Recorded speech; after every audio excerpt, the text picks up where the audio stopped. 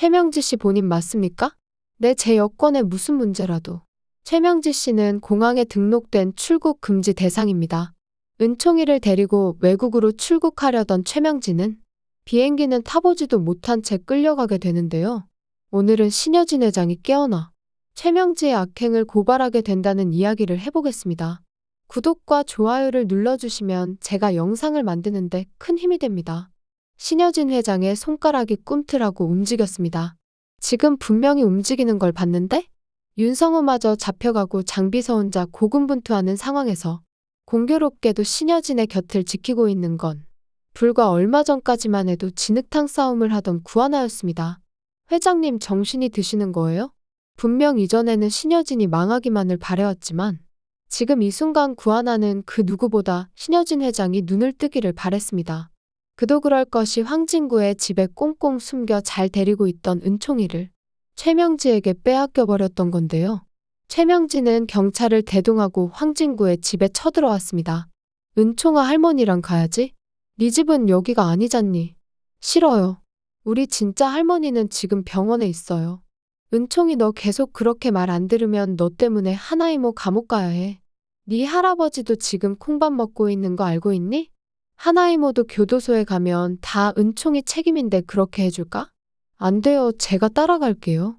그 어린아이에게 수면제를 먹이는 것도 서슴지 않았던 최명지는 은총이를 협박으로 쉽게 빼내올 수 있었습니다. 신여진 회장 보호자도 최명지, 그리고 은총이의 법적 보호자도 최명지. 한마디로 결말을 앞두고 고구마를 한 움큼 먹이는 최악의 상황이 펼쳐져 버렸는데요. 그리고 최명지는 은총이를 데려오자마자 구하나의 손이 닿지 않는 곳으로 치워버릴 계획을 세웠습니다. 지난번 무산되었던 은총이 유학카드를 다시 꺼내든 것인데요. 불쌍한 은총이는 정말로 최명지에게 학대를 당하고 있습니다. 아니, 그간에 계속해서 이리저리 집을 옮겨 다니느라 우울증까지 걸렸었는데 수면제 감금까지 시키더니 정말 눈살이 찌푸려지네요. 상식적으로 8살 난 아이를 캐리어에 짐 싸서 외국으로 보내버린다는 게 정말 제정신이 아니죠? 최명지는 주변의 시선을 의식해서 은총이의 유학기를 여행으로 위장했습니다. 신여진이 지난번 학교와 집까지 다 준비해놔서 몸만 가면 되겠다. 최명지는 집채만한 짐가방을 들고 공항으로 향했습니다. 누가 봐도 하루 이틀 외국에 나가 있는 짐의 수준이 아니었죠. 다행히도 최명지 모녀가 꾸미는 수상한 꿍꿍이는 황진구의 레이더망에 가장 먼저 포착되었습니다. 엄마, 비행기 출국 일자 언제랬지? 가면 학교도 다 준비되어 있는 거야? 몇 년이나 나가 있어야 되려나? 황진구는 윤세영이 최명지와 통화하고 있는 것을 우연히 듣게 되었고 윤세영이 조만간 비행기를 타게 된다는 사실을 알게 되었습니다. 윤세영, 너 유학 가. 횡령건으로 회사에 겨우 복직한 지 얼마 되지도 않았는데 이 상황에서 팔자 좋게 유학이라니 뭔가 이상하다 싶었죠. 황진구는 신여진이 아직 의식이 있었을 때 은총이의 유학을 추진했던 것이 기억났습니다. 설마 윤세영 유학이 아니라 은총이를 외국으로 빼돌리려는 건가? 하나씨, 윤세영 움직임이 심상치 않아요. 아마 최명지랑 통화를 하고 있었던 것 같은데 조만간 비행기를 탄다고 하더라고요. 지금 이 상황에서 은총이를 한국에 놓고 여행이나 갈 리가 없는데 말이에요. 황진구의 이야기를 들은 구하나는 최명지가 은총이를 보내버리려 한다는 감이 왔죠. 하지만 구하나는 더 이상 법적으로 은총이와 그 무엇도 아닌 관계였습니다. 위탁모라는 지위마저 빼앗긴 지 오래였으니 말이죠. 지금 이런 상황에 너무나도 도움이 절실히 필요한데도 은총이의 할머니인 신여진은 혼수 상태이고 할아버지인 윤성호마저 죄수복을 입고 갇혀있으니 구하나는 은총이의 유학을 막을 길이 없었습니다. 말이 좋아 유학이지 유배나 다름없는 가혹한 아동학대였죠. 구하나는 윤성호를 찾아 급하게 이 상황을 전달했습니다. 선생님, 큰일 났어요. 최명지가 은총이를 외국으로 빼돌릴 작정을 한 것 같아요. 그것들이 외국까지 나가면 은총이한테 무슨 짓을 해도 제가 감시할 방법이 없어요. 거기서는 은총이를 아는 사람이 없으니 은총이가 정말 위험해질 거예요. 하나씨, 그게 정말입니까? 최명지 그 여자가 기어코 우리 은총이한테까지 손을 대는군요. 내가 일단 최명지와 윤세영이 어디로 출국하는지 비서를 통해 알아보겠습니다. 이렇게 찾아와 도움 줘서 고마워요. 아니에요. 은총이 일이면 제 일이기도 한걸요.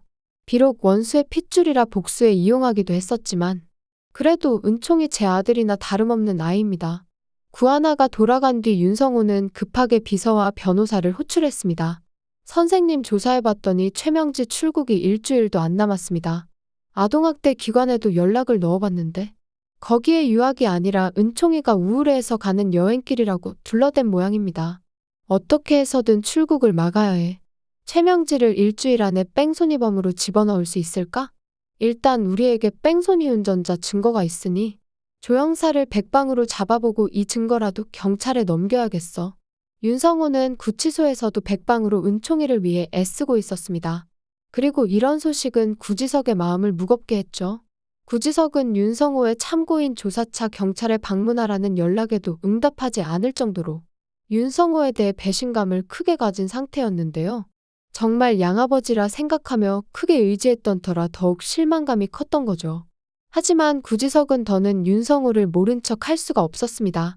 특히나 은총이는 어른들의 싸움에 휘말려 고통을 받고 있었다니 도의적으로도 무시할 수가 없는 상황이었죠. 구하나와 구지석은 윤성호를 석방하기 위해 탄원서를 작성했습니다. 윤성호 선생님은 저희에게는 은인이십니다. 그분이 신분을 위조한 이유는 저를 돕기 위해서입니다. 저와 저희 가족은 신여진 회장의 기업 사냥의 부모를 잃었습니다. 윤성호 선생님은 그런 저희 가족을 딱히 여겨 기업 사냥에 대한 죄를 대신 갚으려 했을 뿐입니다. 그분은 미국에서 죽으려던 저를 살려주셨으며 끝까지 신여진 회장의 반성과 속죄를 바라셨습니다. 두 분 사이에 딸은 사고로 죽었지만 어린 손자가 있는데 어찌해서 윤성호 선생님이 신여진 회장을 죽이려고 했겠습니까? 신여진 회장은 이미 저와 저희 가족들에게 모든 사죄를 했습니다. 그 증거로 신여진 회장이 의식을 잃기 전 저희 구신남매에게 모든 재산을 신탁했다는 서류를 제출합니다. 애초에 윤성호가 잡혀간 것의 결정적인 이유는 최명지의 목격자 증언 단 하나뿐이었습니다. 경찰들은 신여진의 산소호흡기를 회수해갖고 지문검사를 의뢰했죠. 정말로 윤성호의 주장처럼 산소호흡기 그 어디에서도 윤성호의 지문은 발견되지 않았습니다. 오히려 CCTV에서 허겁지겁 로비를 빠져나간 시간과 지문이 말해주는 건 신여진을 죽이려 한 유력한 용의자가 최명지라는 증거가 되었죠. 진술은 계속해서 터져나왔습니다. 죄책감과 무서움을 느낀 병원 간호사는 자신이 어떤 여자에게 100만 원의 돈을 받았다는 걸 경찰에 진술했습니다. 정말 죄송합니다. 저는 이 돈이 그렇게 무서운 돈인 줄 몰랐어요. 그랬다면 절대 받지 않았을 거예요. 그 여자는 그냥 보호자를 교수가 부른다고만 말해주면 100만 원이나 주겠다고 했어요. 자기가 진짜 신여진 환자 보호자인데 남편이라는 작자가 형님을 못 보게 해서 얼굴만 보고 나오겠다고 하길래 그 말은 믿은 제가 바보예요. 정말 죄송합니다. 그 여자 얼굴 기억하고 있습니까? 내 영상에 저 여자 맞아요. 흰옷 입은 여자. 최명지는 돈으로 모든 사람을 살 수 있다 믿었을 텐데 이를 어쩌죠. 최명지가 공항에 도착한 사이 경찰들은 급하게 최명지를 신여진 살인미수 용의자로 수배했습니다. 형사님, 최명지 오늘 출국 예정인데요. 빨리 잡으러 가시죠. 그 사이 아무것도 모르는 최명지는 룰루랄라 은총이를 데리고 카트를 밀고 있었습니다. 윤세영은 갑자기 이렇게 일이 잘 풀리는 게 믿기지가 않는다는 듯 최명지에게 부푼 꿈을 이야기했는데요. 엄마, 어떻게 큰엄마가 그때 알아서 혼수 상태가 될 수가 있지? 거기에 큰아빠가 살인미수로 교도소에 가야 한다니 진짜 무서워 죽겠어. 어떻게 사람을 죽일 생각을 해? 진짜 징그럽다. 그런 살인마랑 한가족이라니 생각만 해도 끔찍해. 뭐 그 덕분에 우리는 이렇게 잘 됐지 뭐야. 큰엄마만 이렇게 죽으면 혜성그룹 결국 우리 거 되는 거네. 이 모든 상황이 전개되는 동안 윤세영은 신여진을 2번이나 죽이려 한 것도 그리고 윤성호에게 억울한 누명을 씌운 것도 지 엄마 최명지라는 충격적인 사실을 까맣게 모르고 있었습니다. 최명지도 꼴의 엄마라고 자기 손에 피를 묻히며 그렇게 악행을 저질러 왔는데도 윤세영에게는 유진이도 자기가 죽였다는 끔찍한 진실을 철저히 숨겨왔으니 참으로 모순적인 모성애를 보여주고 있었죠. 그런 이중적인 행동 때문에 윤세영은 아직까지 꿈에도 최명지가 나쁜 사람인 줄은 상상조차 못했던 것이 안타까운 현실이었는데요. 세영아, 엄마 비행기 티켓 발권하고 올 테니깐 여기 은총이 데리고 잠깐 있어. 최명지는 자신의 신분을 증명하기 위해 여권을 내밀며 티켓 발권을 기다렸습니다.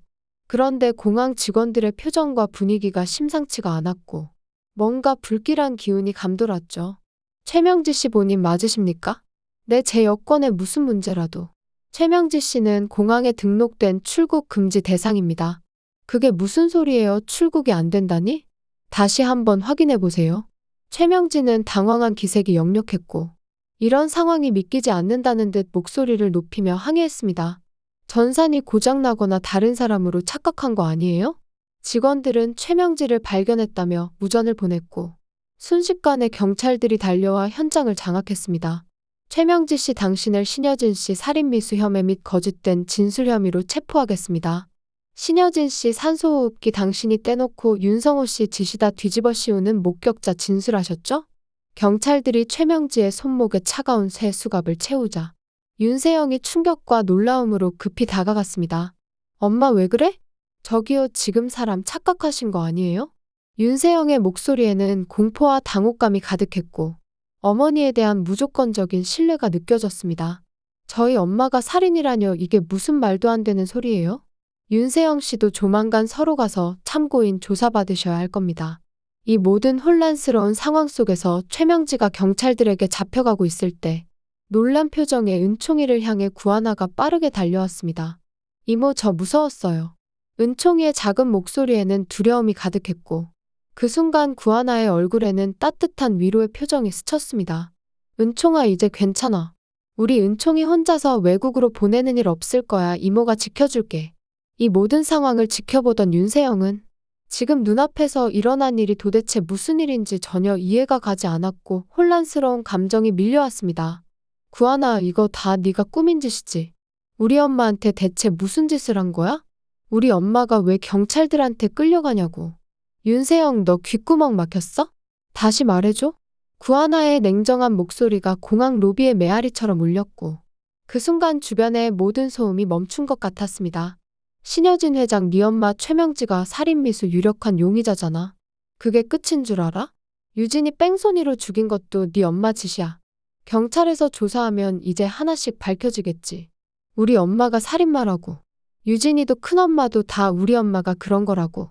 윤세영은 이 사실이 믿기지 않는다는 듯 충격으로 땅바닥에 주저앉아 버렸고 그녀의 눈에서는 믿을 수 없다는 표정이 역력했습니다. 구하나는 은총이만을 단단히 붙잡고 유유히 그 자리를 빠져나갔고 주변 사람들의 시선은 모두 윤세영에게 향했죠. 한편 경찰서로 연행되어 조사받는 최명지는 끝까지 당당한 태도로 자신의 죄를 부인했고 조금의 죄책감도 보이지 않았습니다. 제 변호사랑 이야기하세요. 최명지의 목소리에는 아직도 자신감과 오만함이 가득했고 경찰들을 향한 그녀의 눈빛은 여전히 날카로웠는데요. 형님만 안 깨어나면 이 경찰놈들 결국 나를 풀어줄 수밖에 없을 거야. 병실에는 CCTV가 없으니까. 최명지는 내심 불안함을 느끼면서도 당당한 태도를 잃지 않았고 증거가 부족하다는 사실을 이용해 빠져나갈 구멍을 찾고 있었습니다. 최명지는 간호사에게 돈을 건넨 것도 그저 형님이 보고 싶어서 그런 것이지.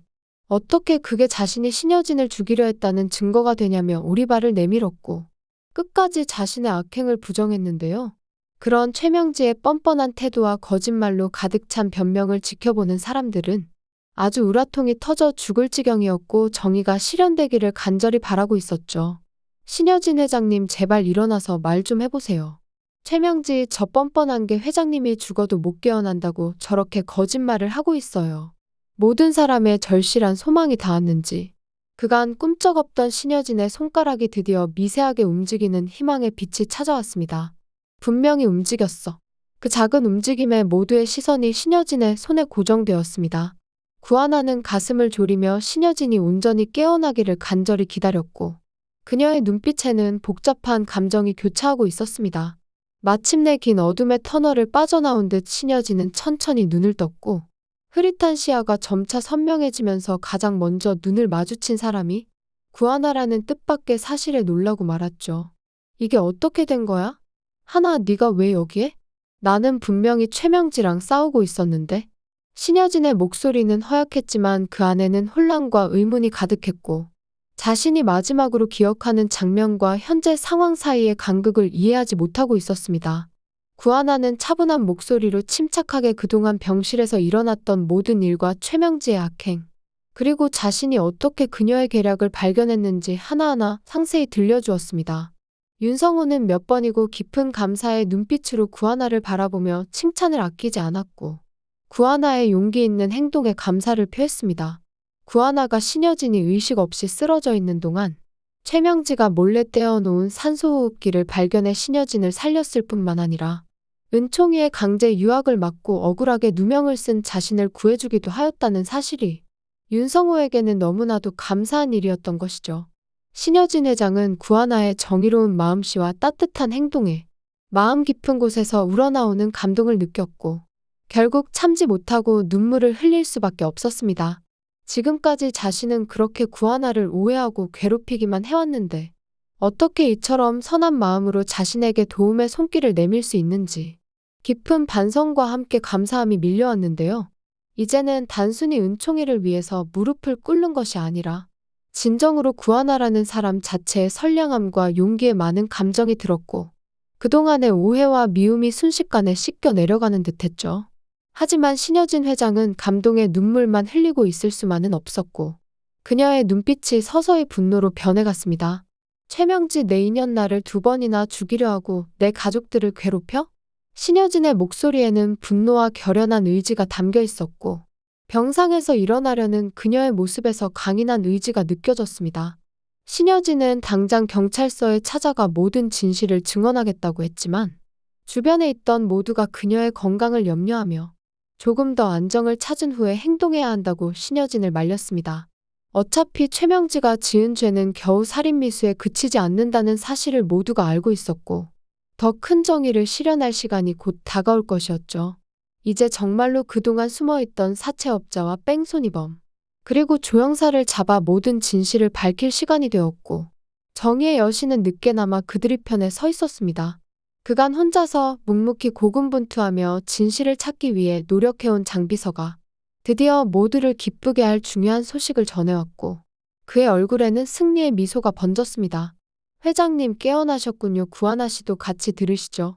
장비서의 목소리에는 그동안의 노력이 결실을 맺은 기쁨이 담겨 있었고 모두의 시선이 그에게 집중되었습니다.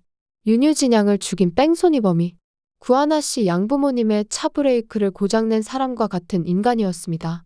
장비서의 폭로에 모두가 충격에 빠졌고 병실 안에는 긴장감이 감돌았는데요. 둘 다 사채업자라는 사실에 설마했는데 모두 최명지의 사주를 받아 한 일이었다는 증언을 받아냈습니다. 드디어 최명지의 모든 악행이 비답해 드러나는 순간이 왔고 그녀의 몰락이 시작되는 시간이었죠. 최명지는 그동안 자신의 돈과 권력으로 모든 사람을 쉽게 매수해왔지만 돈으로만 맺은 관계이니만큼 경찰의 무서움과 형벌의 두려움 앞에서 배신도 쉬웠고 그녀의 공범들은 하나둘 그녀를 팔아넘기기 시작했죠. 모두 최명지가 시킨 겁니다. 윤유진 핸드폰 제가 가지고 있어요. 공범자의 목소리에는 두려움과 함께 자신의 죄를 조금이라도 가볍게 하려는 간절함이 묻어 있었습니다. 최명지가 백날 돈 보낸 수첩을 숨겨봐라. 뺑소니범은 이런 위기의 날이 올 것을 대비해 윤유진의 핸드폰을 증거물로 고이 보관하고 있었고 그것이 최명지를 결정적으로 몰아넣는 증거가 되었습니다. 그리고 법의 저울에서는 직접 사람을 죽인 공범보다 그 살인을 교사하고 지시한 쪽의 형량이 훨씬 무겁다는 사실이 최명지에게는 피할 수 없는 운명이 되었죠. 이렇게 모든 증거가 나오자 최명지는 더 이상 발뺌할 수 없었고 그대로 다시는 세상의 빛을 보지 못한 채 어두운 감옥으로 끌려 들어갔습니다. 얼마 후 윤세영은 무거운 발걸음으로 최명지를 면회하러 교도소를 찾았고 그녀의 눈에는 혼란과 슬픔 그리고 배신감이 가득했습니다. 정말 엄마가 그런 거야? 엄마가 유진이도 죽이고 큰엄마도 죽이려고 했어? 윤세영의 목소리는 떨리고 있었고 어머니에 대한 믿음과 현실 사이에서 괴로워하는 모습이 역력했습니다. 살인마의 딸 윤세영.